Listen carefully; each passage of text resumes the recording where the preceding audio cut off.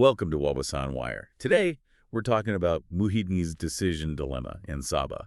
Things are really heating up in East Malaysia right now.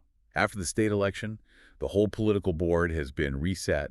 We've got Datuk Seri Hajiji leading the new Sabah People's Alliance government. But the million-dollar question really is, where does the National Coalition fit into all this? Exactly. Are they in or are they out? Yeah. And that is the pivotal question. It's why everyone's sort of holding their breath. The National Coalition, Perikatan Nasional, they were all over the election campaign. And now they face this very simple but very difficult choice. Right. Do they support Hajiji's new administration, give it some stability, or do they pack up and move to the opposition benches? And, that decision has huge implications, not just for Sabah, But for the federal landscape as well. for the entire federal landscape. The last thing they can afford is to look divided. And we got a sense of just how heavy this decision is from Tan Sri Muhyiddin Yassin himself. As the chairman of the National Coalition, he came out with this statement that was, frankly, a little unusual. He basically said, I can't make this call on my own. Which is not something you typically hear from the head of a major coalition. Not at all. It signals a lack of, autonomy. So let's unpack that. Well, it signals a major shift in the power dynamics inside the coalition. I mean, usually the chairman consults, of course, but ultimately he makes the final call. Sure. But what was so fascinating here is that Muhyiddin was specific. He didn't just say he needed to consult. She named names. He named the party. He said the National Coalition must first listen to the opinion of Parti Islam se-Malaysia PAS before any decision is made. And that right there, that's the core of the issue. For the chairman to publicly say his hands are tied until one specific component party gives the green light. It tells you everything you need to know about who has the leverage right now. So why? Why is PS in such a strong position? Why does Muhyiddin have to give them what is essentially veto power here? Because it's just political reality. Yeah. It's cold, hard coalition math. This isn't just about being polite or following procedure. This is survival. It's survival, especially when your federal coalition is, balanced on a knife's edge. PAS pulled off a strategic win in a place that's very difficult for them politically. And that single victory has given them an enormous number of bargaining chips. So Muhyiddin is basically signaling to everyone that keeping the National Coalition together is the #1 priority. Absolutely. And that unity now depends entirely on getting PAS to sign off. If he makes a move they don't like, he risks the whole federal structure splintering. And that's a price he just can't pay right now. Far too high. Okay, so if the constraint is PAS, then we need to look at what they actually did in the Sabah election. Let's look at the results because that's where this new power comes from. Right, and the scoreboard tells a really interesting story. For years, decades, PAS has struggled to get any real traction in Sabah. The demographics are tough for them there. Very tough. The ethnic and religious makeup is just a different world from their strongholds. Getting a state assemblyman elected was, for a long time, sort of a pipe dream for them. Until now. Until now.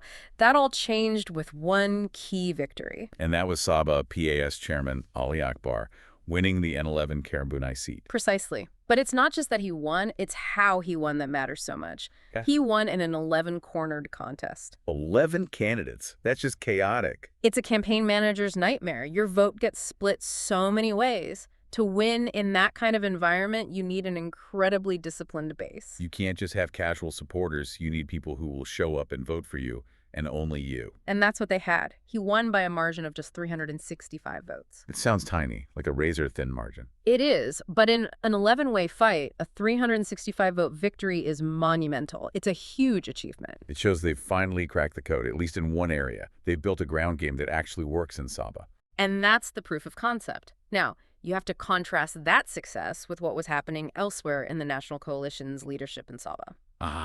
And this is where the story gets even more interesting. Because while PAS is celebrating this historic win, Datuk Seri Ronald Kiandi, who is the National Coalition Sabah chairman, The top guy for PN in the state. he lost his own race in the Suk constituency. Which is just a stinging loss. It creates this immediate leadership vacuum, or at least a power imbalance, right after the votes are counted. So you have the smaller partner, PAS, landing this massive symbolic punch, A huge symbolic win, yes. They finally get their man into the state assembly. while the local leader of the main coalition failed to deliver his own seat. And that imbalance is pure gold for PAS in negotiations. They can walk into the room and say, look, We delivered where your own leadership couldn't. It validates their whole strategy. It validates their argument that they're the ones with the momentum. And remember, Ali Akbar's win isn't just a moral victory. No, he's now a state assemblyman. He has a constitutional platform inside the Sabah assembly. That's real, tangible power you can use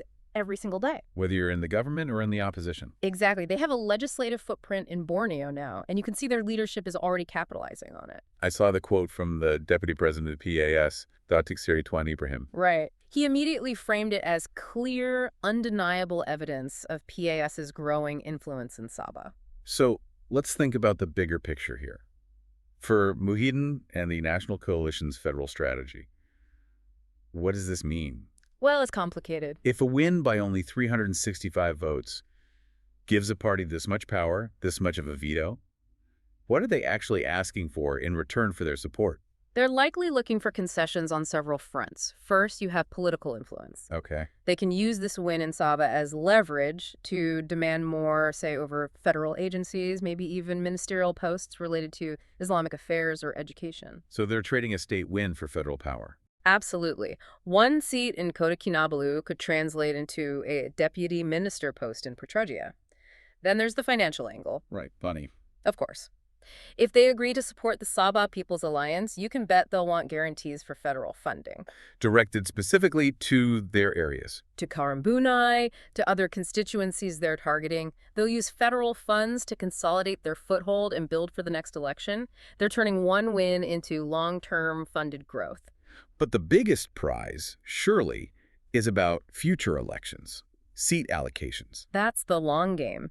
This gives them immense bargaining power. They can go to the National Coalition leadership and say, we proved we can win in a tough environment. Give us more seats to contest in the peninsula. Give us better, more winnable seats currently held by other partners who might be struggling. So Muhyiddin has to weigh all of this.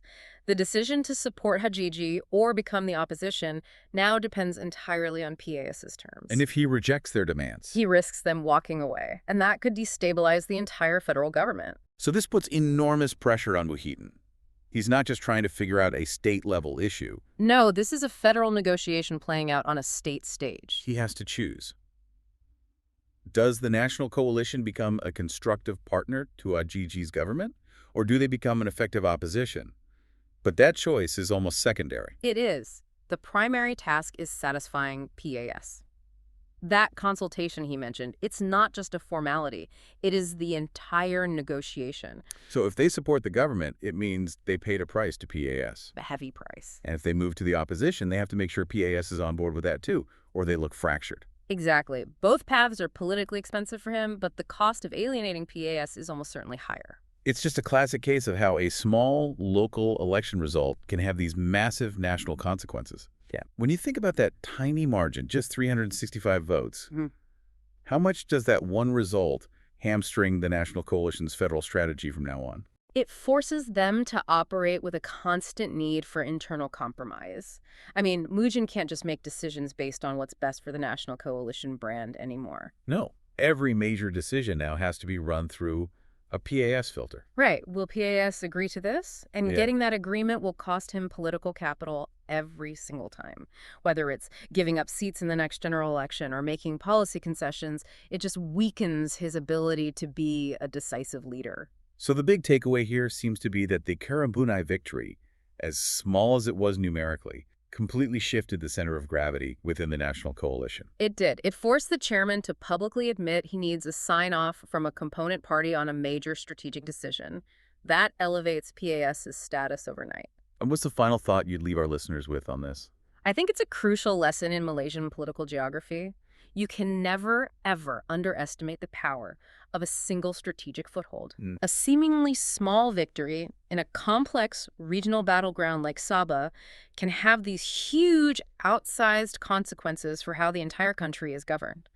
It's a stark reminder that political power isn't just about the total number of seats you have. It's about where you have them. It's about where you win and your ability to win in the toughest places. That's where real leverage is born. Remember to like and subscribe for more videos like this.